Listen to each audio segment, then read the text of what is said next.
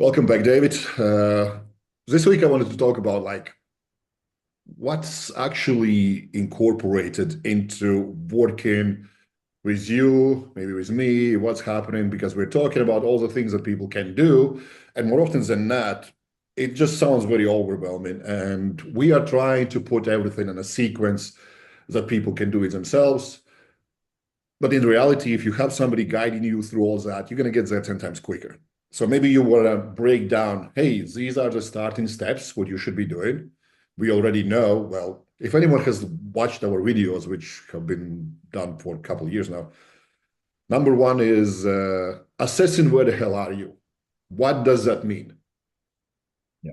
Yeah. So number one, you want to assess basically three things, right?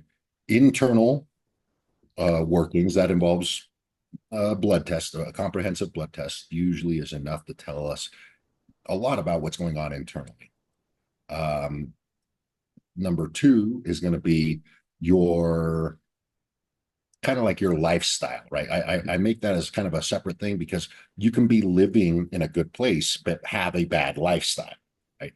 And then number three is the place, the actual environment. Where are you located on the planet, right? Are you in a city, out rural, high latitude, low latitude, that type of stuff. So those are the three things you really want to know or have context of in terms of where are you, like, and that type of stuff. So just to kind of give you an idea, right? You want to know a comprehensive blood test so that you can see insulin sensitivity. Insulin sensitivity is not just about what you're eating. It includes that, but it also includes, how much artificial light exposure are you getting? Do you get out frequently? You'll see that in insulin sensitivity markers like fasted insulin, A1C, and glucose.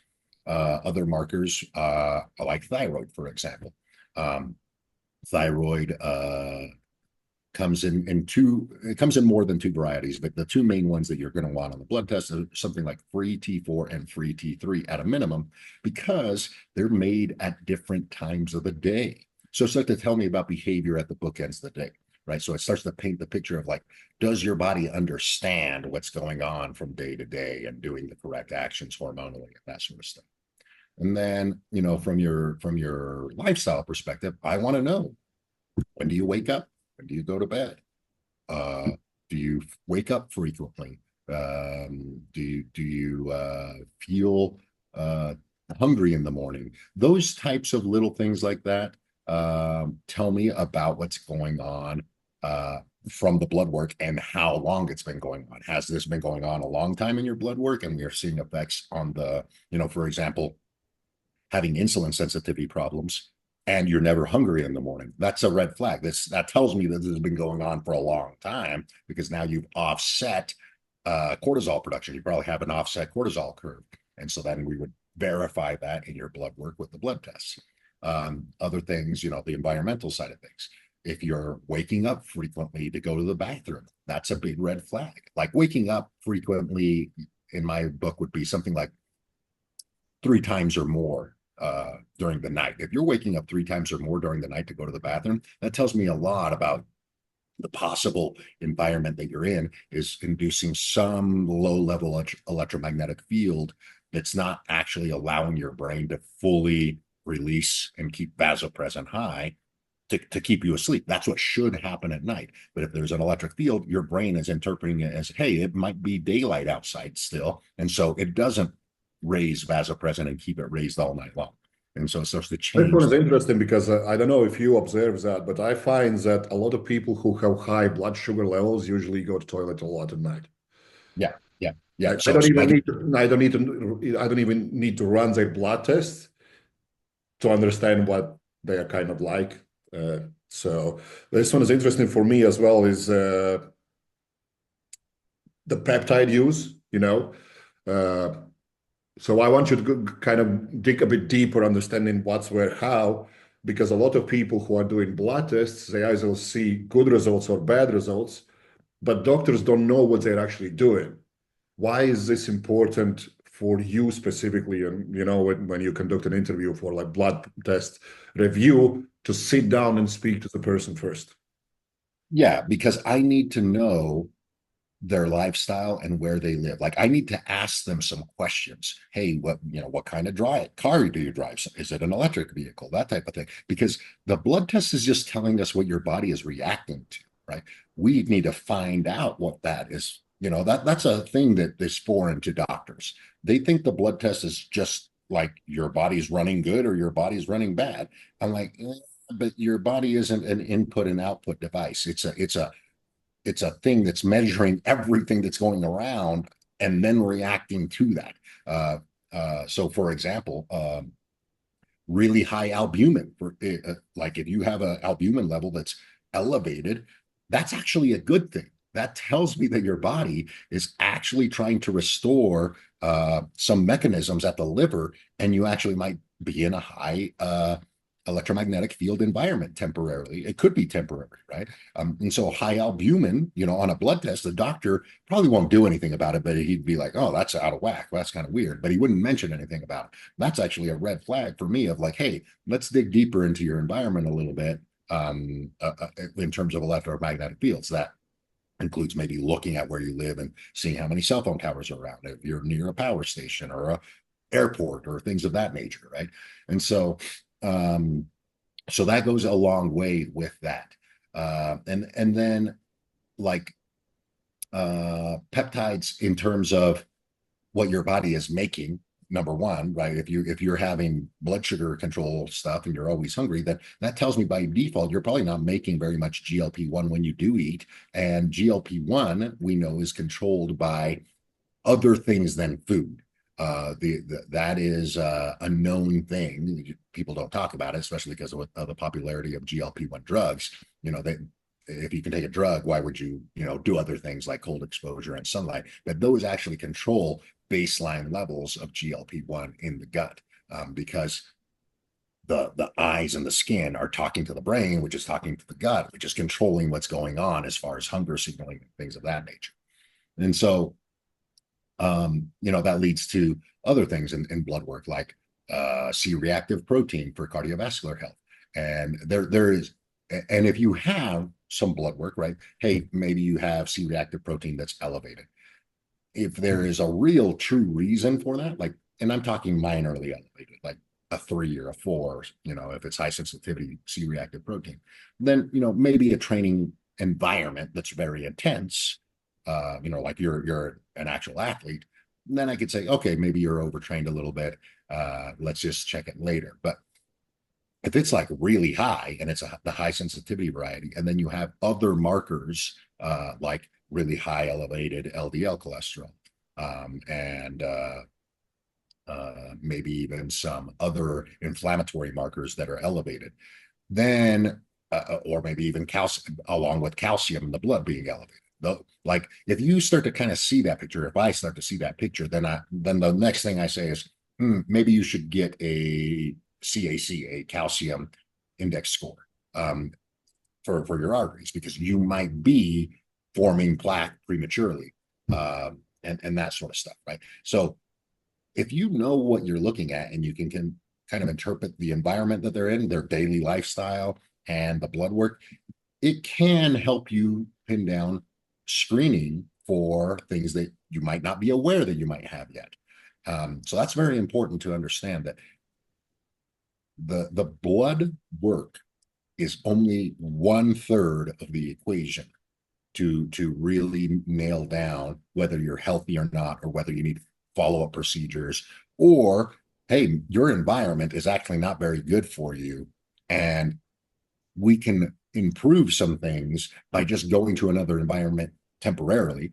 That environment will be dictated by your budget, where are you right now, and how close or how easy it is to get it to a good environment, that sort of stuff. So it's very individualized, right? Like if I told everybody, hey, everybody go to this one place, it might not actually be the best for everybody, because not everybody has the same genetics. Like, for example, you might not need to necessarily go to the equator or close to the equator to fix certain things for you. Maybe you just go to, south, maybe 10 degrees latitude, or maybe you don't even need to go, because if it's the right time of year, you could just be like, hey, I'm going to take a week or two off and I'm just going to go somewhere rural, right? That's away from the city. And that's enough to fix you, right? So the season plays a role. All of these things play a role of like, what can you actually do for you as an individual, right? Yeah, It's we not know all for me, it's just one day out of the city will fix everything. right. That's what I'm saying. Your resiliency is adequate for if you can just get away from the city for a day, 24 hours, 48 hours, things kind of work themselves out pretty damn quick. That might not be the case for other people, right? Different problems require different amounts of time in good places to really start to fix. And start to fix isn't really the right word. It's to allow your body to fix itself. Because at the end of the day, your body is capable of fixing itself. Just making sure that you are giving the right signaling and the right environment so that it knows the right instructions of how to do that, right? That's kind of how the immune system is set up. If you give the immune system the right instructions, it can fix itself. We know this because people are trying to manipulate the immune system to fix cancer, for example. They want to be able to target immune cells to tell them where to go kill cancer. We know that the immune system is capable of killing its own cancer.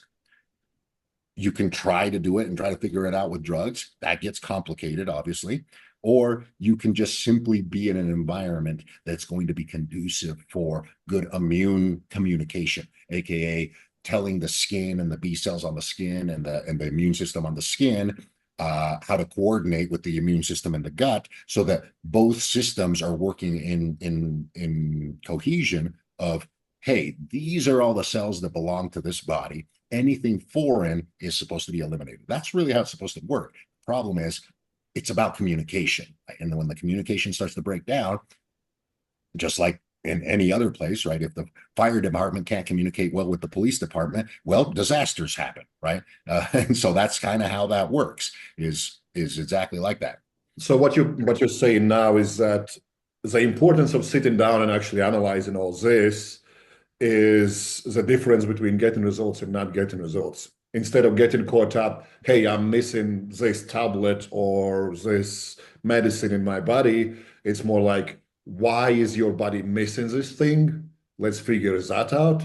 And then maybe in a worst case scenario, we do add something on top of that, which you can only assess by actually talking to a person, and not only talking to them once, but maybe observing them through weeks, through months, because I know we both prefer to work with people for at least 6 to 12 months, because Yeah. that's when you really get to understand the person, and that's when you really get to kind of open their eyes how to monitor themselves as well.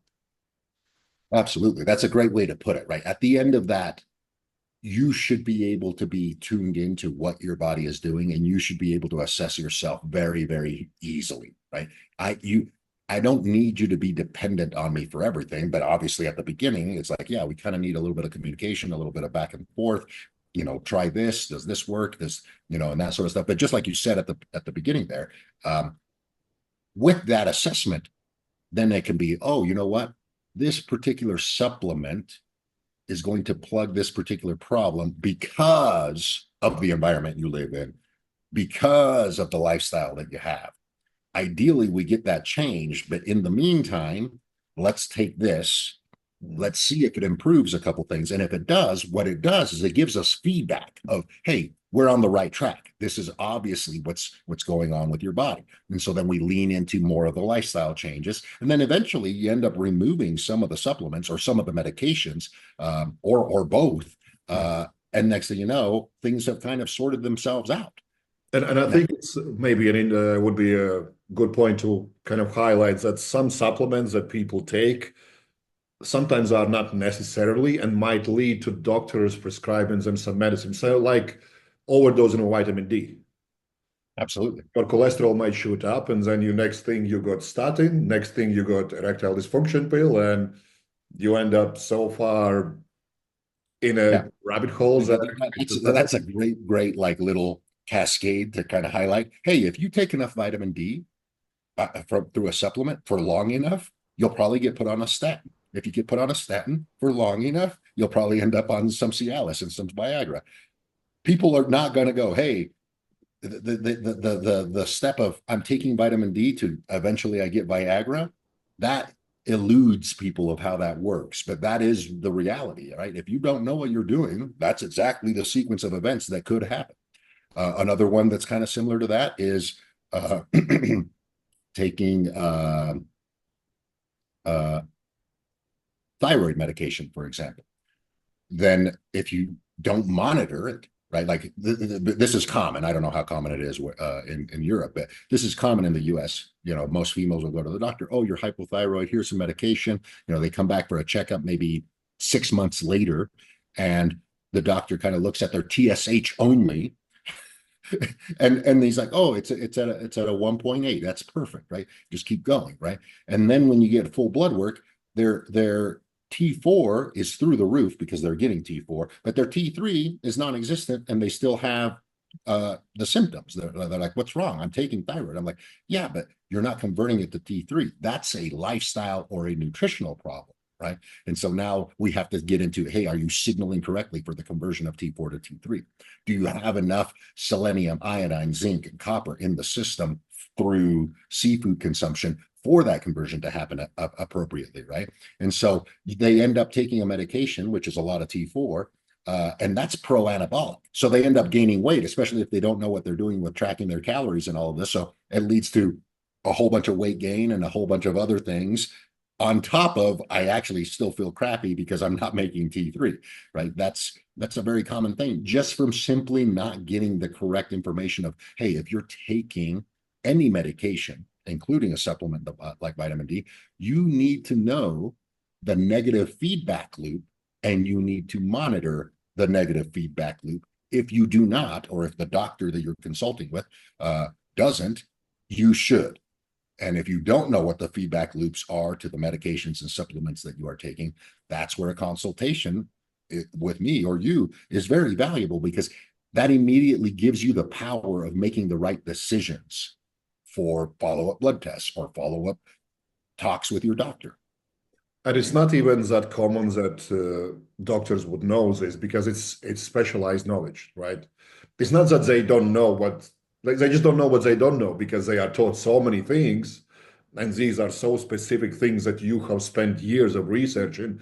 You wouldn't be able to sit in a GP's office and, hey, you need this, you need that, because your knowledge is specifically for improving health by taking away as much as you can and improving environment. Whereas GP's job is, let's fix your issues now, and that bigger picture, let's overlook that, because nobody has told them that that might be something more than just lack of medicine. Talk about like energy and those kind of things, because okay, thyroid and many other things. For me specifically, I see a lot of people that come to me and they complain about like energy and lack of vitamins and whatnot. And then I check their blood pressure and resting heart rate. Lo and behold, you're just not fit enough. So where does that come in place? How important is that? Do you have any kind of like markers that you want people to hit for specifically blood pressure and resting heart rate? Well, as far as resting heart rate and blood pressure go, I obviously don't want them through the roof. Like I don't want somebody walking around with like 150 over 90 on their blood pressure. That's kind of my cutoff right there. Now, between there and like 120, you know, the ideal is 120 over 80. I'm okay with like slightly elevated, depending on whether you're male or female and depending on how muscular you are, right? So again, that becomes a personalized assessment. That's why you don't hear me, hey, your blood pressure should be 135 over 85, right? It's going to be on an individual basis. But the more important thing is, if you are taking medications, number one, any medications, that includes recreational PED use and that type of stuff, you should monitor your blood work and see the trend, right? You should be looking at the trend. Is it going up? Is it stable? If it's stable, that usually doesn't end up with any harm in any one way or direction. If it goes down and you're actively trying to improve it, that's great. You want to monitor that, right? And maybe you're not even actively trying to improve your blood pressure, but you're trying to actively improve your athleticism. So blood pressure can be a marker of telling you, hey, you're doing enough of this aerobic work or athletic work that you're pursuing, because your blood pressure is going down. So that tells you that you're doing enough of it, and it starts to a little bit auto regulate how much effort you need to put into that. So it's very valuable to track, but it's more nuanced. Again, you need a little bit of an expert guidance on what does it tell you to do or not do of, right? Like if your blood pressure is going down and you're doing a lot of aerobic work, the answer probably isn't let's do more aerobic work, right? It's just, okay, keep going until you stall out, and then you can tick it up a notch, right? It's like periodization of any other kind, right? There's a period of you keep doing the same work and then you change it because you need to, right? Either, the season change, or in this case, in blood pressure stall, that sort of stuff. Heart rate, now that's a little bit different. We definitely want to see heart rate have a clear delineation, meaning when you are asleep, if you have an Oura ring or a Whoop or something like that, I don't necessarily need to track those, right? But most people can tell. For example, you can use heart rate to tell if you are somebody who's running a very stressful lifestyle, right? It takes a lot to get you going, but once you're going, it's hard for you to sleep. So key things that can happen is your blood pressure, your heartbeat is, it regularly hits 90 to 100 when you're sitting down, right? Like if that's happening to you, that tells me that you have a very stressful internal environment going on, right? If your heart rate is very stable all the time during the day and then reacts differently at night for whatever reason, that happens to some people, that tells me this could be an electromagnetic field problem that's stimulating this stress response while you sleep, right? So you look for trends and delineations of heart rate. So that's very valuable because a lot of people don't know this. They should, but your heart is an electrical, like that's what's being measured, is an electrical pulse. And so interference from electrical devices can actually happen in your sleep. Right. If your resting heart rate in your sleep doesn't actually go to rest, meaning it doesn't lower compared to when you're awake, then that could be a problem. And by heart rate alone isn't going to tell me that, but heart rate will coincide with, hey, I also get up to pee 3 or 4 times a night.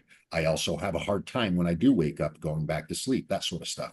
So that's why the interview is very important, because those types of things start to paint a complete picture. So bring in the more environmental stuff and whatnot. How important it is, and how do you go about assessing exposure to electromagnetic fields and, cell towers, maybe even like electric grids around people and whatnot? So I have personally tested EMFs in Teslas and stuff like that. It's not fun. It's just No. I wouldn't buy one. Not anytime soon until they figure that one out. So how do you assess and what do you actually see in blood work predominantly from people who are using electric cars? So people that are using electric cars do, depending on a couple factors, right? ED, like erectile dysfunction, can happen to men if they use their Tesla a lot. That's their daily driver, and they do that a lot because, and not it doesn't even have to be the Tesla. It could be any other vehicle that has an electrical circuit literally in the driver's seat. Like, for example, some cars literally put the battery and the alternator, the thing that charges the battery when the car is running, underneath the driver's seat or underneath the passenger seat, right? So it really depends on the vehicle itself. Obviously Teslas are just fully electric, but some electrical components in normal cars are actually inside the cabin these days to make room for all the other stuff that they have under the hood. And we know that there are studies showing that Air Force pilots are the ones that are the highest prone to testicular cancer and things like that, because all the equipment is literally under their seat. Mm-hmm. Yep, yep, yep. So we have that evidence that it's not like a controversy, right? That's what I want to say is it's not a controversy that electrical equipment, high sensitively electrical equipment that's putting off EMFs does affect biology. And so some of the impacts that you'll see won't be directly like by the time you have ED, there's other things going on. Like, for example, calcium in the blood is up at the upper range or right up at the very top, right? It's not as dangerous as like potassium being higher or things of that nature. So doctors kind of just go, that's kind of weird, right? Don't take any more calcium supplements. That's basically what they'll tell you, right? Most people aren't taking any calcium supplements, right? And so the next thing I know is, or the next thing I do, sorry, if I start to see a calcium score, for example, in the blood that's going up or stays elevated, I want to know a bone mineral test. Hey, do you have a bone mineral, a DEXA scan, right? And if the answer is no, then we get one, right? And then over a period of time, especially if you're exercising, we know that bone mineral density should be going up if you're exercising, really to any degree, but especially with weights. If we start to see your calcium in your blood stay elevated, and we start to see your DEXA scan, so your calcium score on your DEXA scan, the bone mineral density, going down, that's a big red flag. That tells me that your body, your cells are running a cellular stress. They're running on cellular stress. When the cells get stressed, they consume calcium at large amounts to keep functions running correctly inside the cell. So you start essentially leaching calcium from your bone, your calcium store, your bones, and that ends up in the blood and it ends up being consumed by cells. That's why blood calcium is being elevated and bone mineral density is going down. So a simple test like that starts to tell me about long-term electromagnetic field exposure, right? And so little things like that, and then obviously the things that you said, hey, if we know, hey, in your blood test there's some markers that tell us there's some electromagnetic field stuff, then I would say, okay, I'm going to bust out my antenna search website or cell map or whatever, right? And I'm going to get a picture of, hey, how many cell phone towers are around you, right? And then if there's a lot of them, well, I want to know which ones are the closest. Are they big players like AT&T, Sprint, Verizon, the ones that are going to be servicing a lot of people? That means that there's a lot more power going in and out of that antenna as far as like data goes. The other thing that I'll look for is I'll pull up a map of where you live and see where the electrical grid is. Hey, where's the nearest power station? Is the power lines above ground or below ground?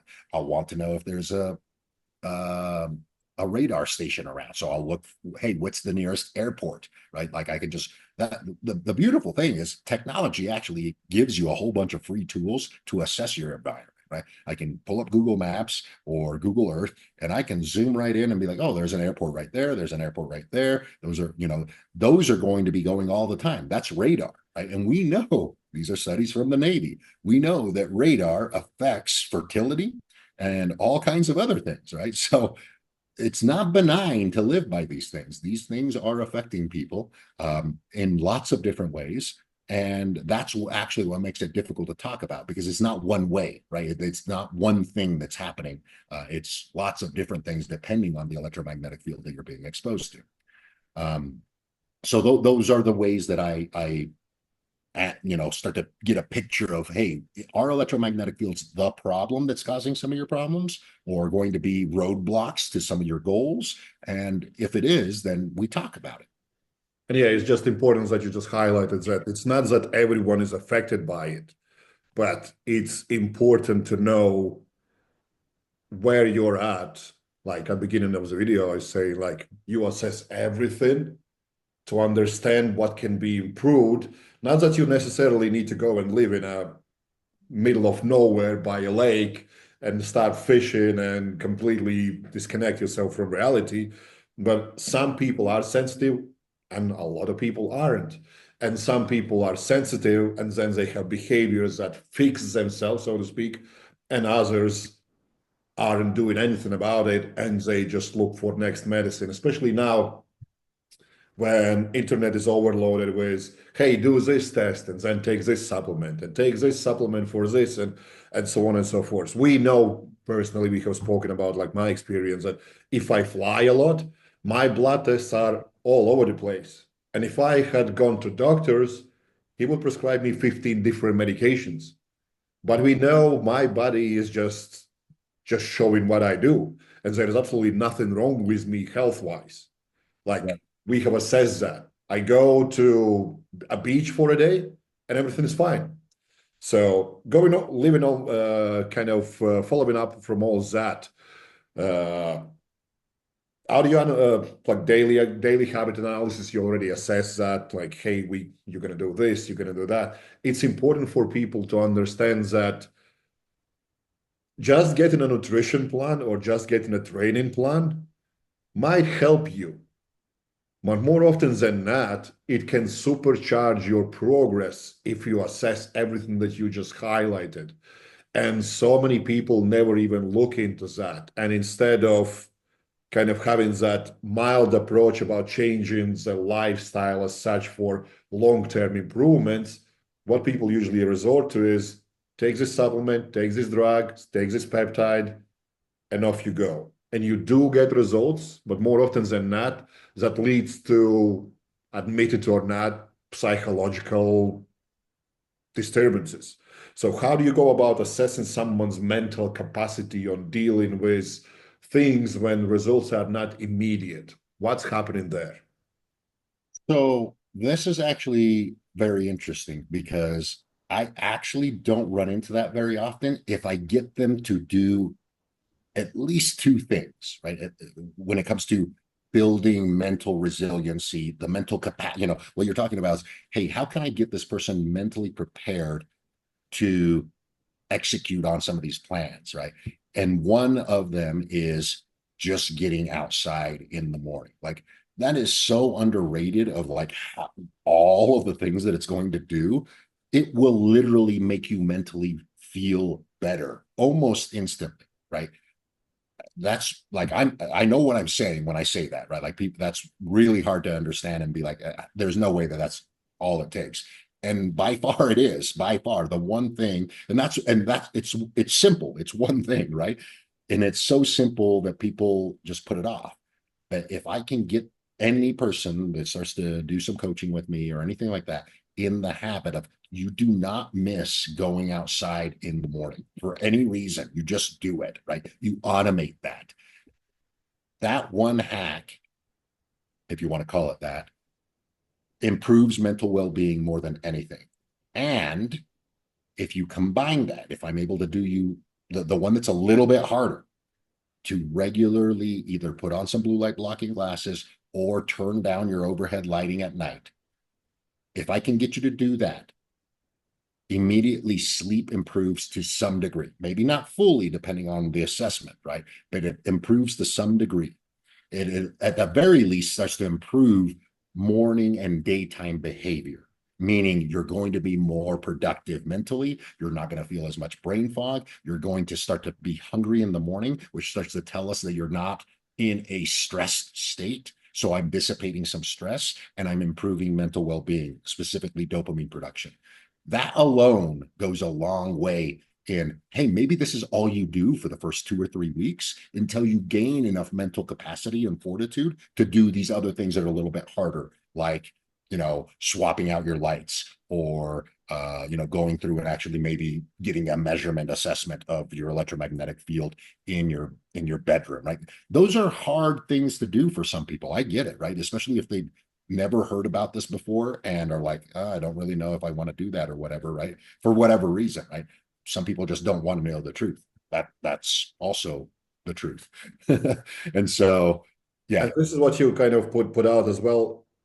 People get overwhelmed. They're like, what do you mean I need to be outside every single day? I'm always on my feet. Like I personally work with a lot of people who do run their own businesses, have their family time and this and that. And what I tend to kind of get like, can we have a couple hour gap in a week where you are outside? If you can't do it every single day, let's just get some kind of benefit. And I find that when they buy into that, even if they spend just 2 hours a week outside, with no phone next to them, then they start asking questions of like, okay, I do start to feel different.